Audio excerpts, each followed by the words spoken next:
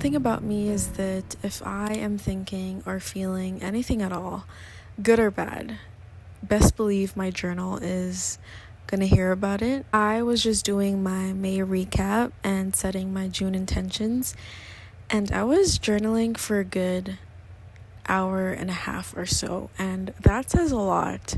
May was an incredibly mentally challenging for me for no absolute reason at all. Throughout the whole month, I felt like I had no sense of direction and I was just going with the flow, but not in a good way. I was basically spiraling the whole month. I for sure did have some fun days. My boyfriend and I went on a lot of walks and I got to enjoy the weather, but I think the way I felt has a lot to do with the school year ending, because I do base my daily routines and my work schedule off of the classes that I'm taking. And since the school year ended, my whole routine basically fell apart. Yeah, I was just spiraling.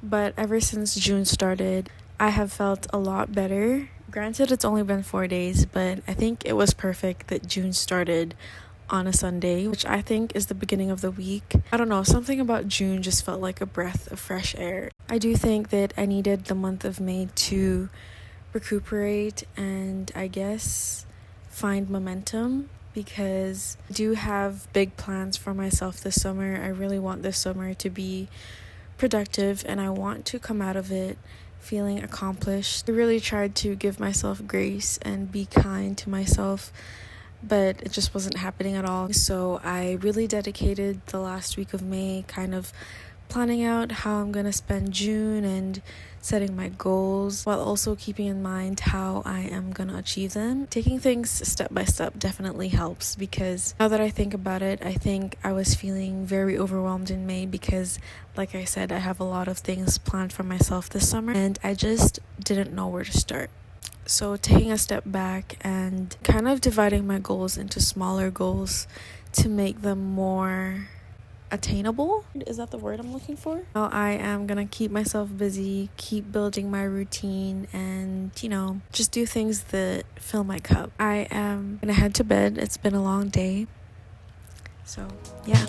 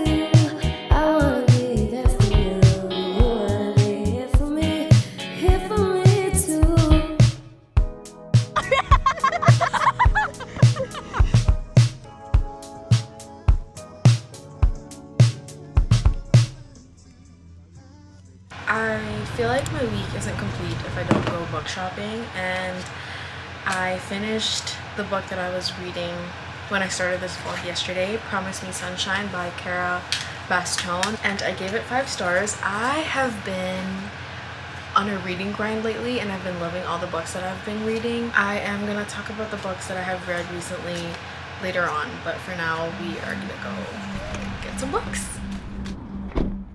Gotta be patient. I have no patience. These days just kinda seem to pass me by. I'm looking past it all too far. Minutes turn to months, week after week, and you're staying exactly where you are, exactly where you were. Doing everything and something, doing nothing at all.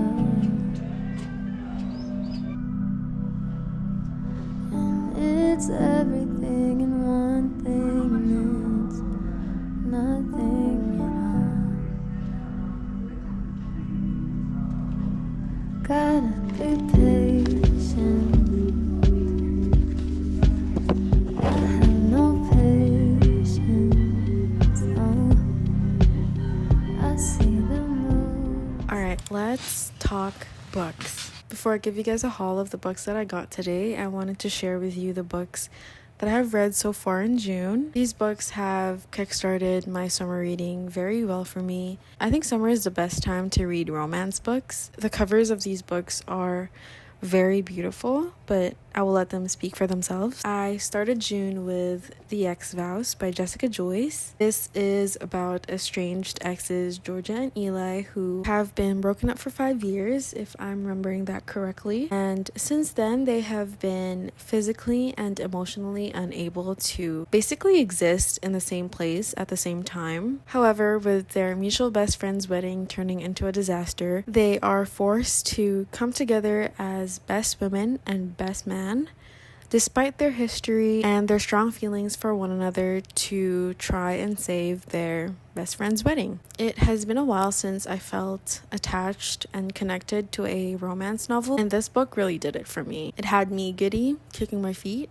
but it also had me in tears at some parts. The longing and the undeniable chemistry between the two characters was so apparent that you can feel it by just how they acted and behaved towards one another. I also love how anxiety was portrayed in this book, especially that it was the male main character experiencing it. And I don't know, it ended exactly how I wanted it to.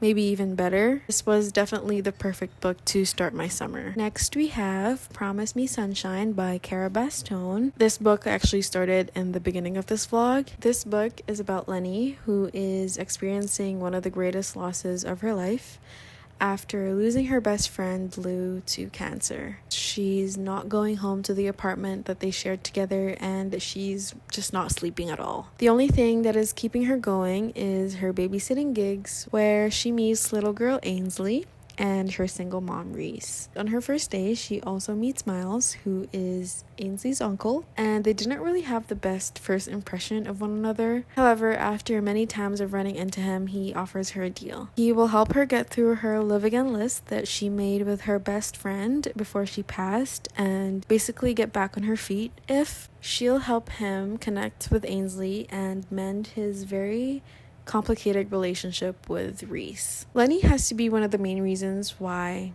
I love this book. She was this ray of sunshine, and we see that with how she interacts with people. But because of what she's going through, we also see how grief has sucked the life out of her. And I admire Miles because of the friendship and companionship that he offered her after months of loneliness and feeling completely lost. I love that even if there was tension from the very beginning, Miles was respectful of what she was going through, and he basically let her heal and find herself again in her own pace and in her own time. Just like The Ex-Vows, this book had me kicking my feet, giggling, rolling on my bed, you name it, but some parts I was heartbroken as well. These books, easy 5 stars for me. I love love, and I love reading about love, which brings me to the next books. I already knew that these were the books that I was going to get today, but when I went into Indigo, first thing I saw was Taylor Jenkins Reid's new book, and I honestly contemplated on buying it. I know in one of the clips I had it in my hand, but